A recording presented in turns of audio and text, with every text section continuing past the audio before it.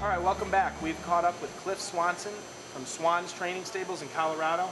He works with a lot of different disciplines and different horses, so he's a great sounding board for us to talk about Western Dressage. He's right at the forefront of the Western Dressage movement right there in Colorado. We want your perspective on what is Western Dressage bringing to the horse that's new? What's it bringing in? Well, most of the riders we have, what they gain is safety, confidence, and then fun.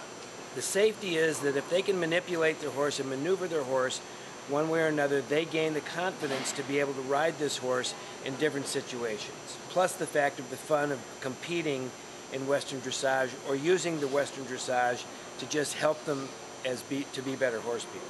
The Western Dressage allows you to use the tack that you're comfortable with, dress how you like. So that for the women alone is a great venue that they can shop all they want. But you feel safer. And so we're gaining lots of people that have wanted to learn dressage maneuvers or how to handle your horse. Dressage is training of a horse, basically. It's ancient, it's been here for centuries. What are some of the things specifically that you're taking people, they're coming into a Western Dressage clinic for the first time, they're saying, I don't know what this is. Where do you start with them? Well, we start, obviously, we go back to very basic dressage maneuvers, circles. Circles are the basis of all dressage. We do lots of circles, and we teach these people how to ride and ride safely, comfortably, and correctly. You've been in the horse industry for a long time. Is there anything different about this movement that you've begun to see than some of the other things you've trained through the years? Well, you know, our Western horses and hunter horses, we always used basic, even the English pleasure horses, always used basic dressage. So my beginning 3-year-old Western horses could do basic dressage maneuvers or training level dressage anyway. So we've been using this forever in our training methods and love it. And then when we got hooked up with Aton, who's a very good friend of mine, we saw a whole new venue and world because he's using it as to entertain people, and they love it. I mean, he's so popular with the music and the Western aura about him. You know, it doesn't matter what country you come from, the cowboy is still king anywhere you go. Yeah. Give me a couple of case in points of something that you are teaching someone in a Western Dressage clinic, something specifically that's changing their experience with their horse.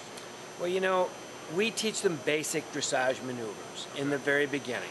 We'll do the circles till they can actually bend their horse on a circle correctly, using their inside leg to outside rein, open inside rein for direction, and from there we'll go to just little basic maneuvers, turn on the forehand, turn on the haunches, shoulder in, haunches in, down a rail, and then we combine those maneuvers into larger maneuvers to where eventually you can do a pee-off, leg yields on a trot or a lope, into your canter changes and your lead changes and that kind of thing. What is this bringing to the horse? Because I've heard people talk about this as actually, they're encouraged about this, is it what it's going to bring to the actual biomechanics of the horse? Well, it's bringing a connection between the horse and the rider. Okay. And connection is everything.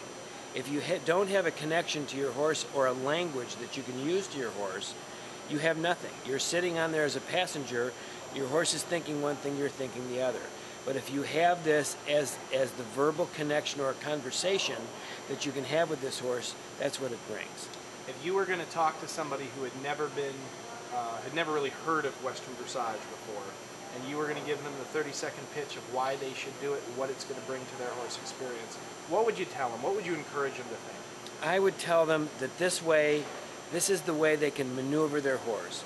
Anywhere from trail riding to the Western Dressage classes. I mean, the gamut goes forever. But it gives them the capability, like I said, of having that conversation with their horse to where their horse understands what they're asking, and when they're asking, they know how to communicate that to the horse. Cliff, we've gotten a lot of good information here today. What can the viewers back at home, where can they find some more information about you and what you're doing there in Colorado? All right, well, they can go on the internet. There's 2 websites. There's Western Dressage Association of Colorado. There's Western Dressage Association of America. The one of America, it was headed by Ellen DeBella. She developed it. But that will give you an idea of clinics around the United States. The one in Colorado tells what we're doing in Colorado. Lots of the clinics are at my place. But that will help you start your own clinics, or if you want clinics in your area, there's a guide on how to do them, how to put them together. Also, we'll give you names you can call. I can go. I do a lot of traveling, and I do clinics all over the United States. And this helps get people started and helps get them into the program. Good stuff. Really appreciate you taking the time. We hope you check out some more information about Cliff Swanson and Swan's Training Stables as we continue the journey of learning about Western dressage. Thanks again. Thank you.